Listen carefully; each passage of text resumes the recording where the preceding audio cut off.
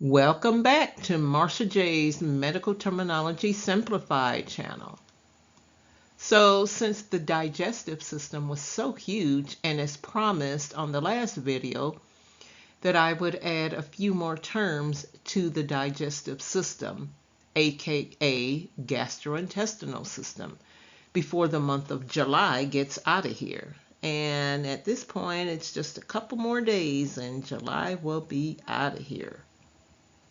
So some other terms for the digestive system are terms like morbid obesity, pancreatitis, and hernia. And there are different types of hernias that I will go over on the next couple of slides. The term morbid obesity is the medical term for being overweight. It's when your body mass index, or BMI, is greater than 40 and or generally 100 pounds over the ideal body weight. The BMI, or body mass index, is defined as the amount of fat based on your height and your weight. Obesity is the end result of an imbalance between food eaten and energy expended. Next term is pancreatitis. Pancreatitis is defined as inflammation of the pancreas. And the definition of pancreas is that it is a large gland that sits behind the stomach, as pictured here.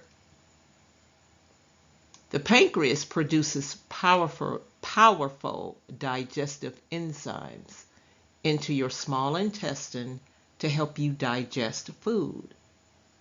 It also releases insulin and glucagon into your bloodstream. So again, the term pancreatitis is inflammation of the pancreas.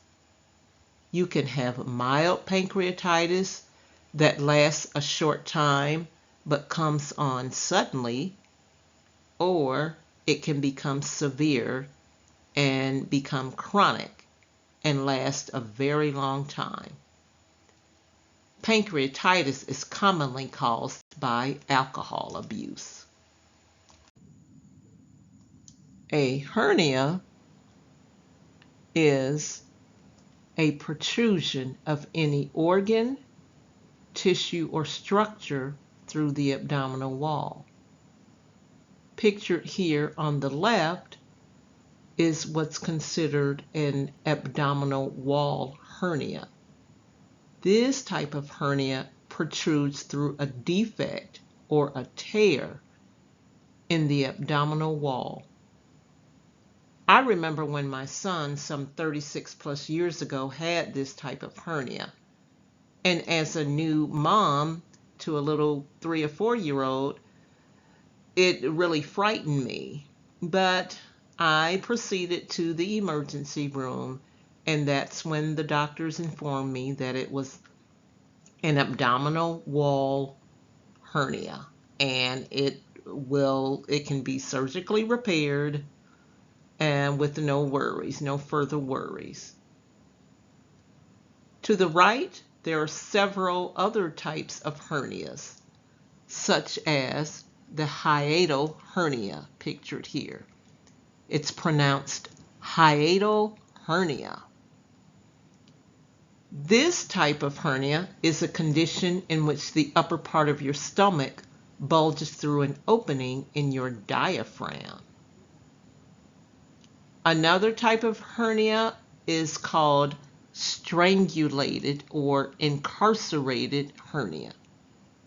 Strangulated or incarcerated hernia, pictured here by the groin. And it is a hernia where an organ or a tissue has become trapped in a protrusion and cannot be pulled back into the abdomen.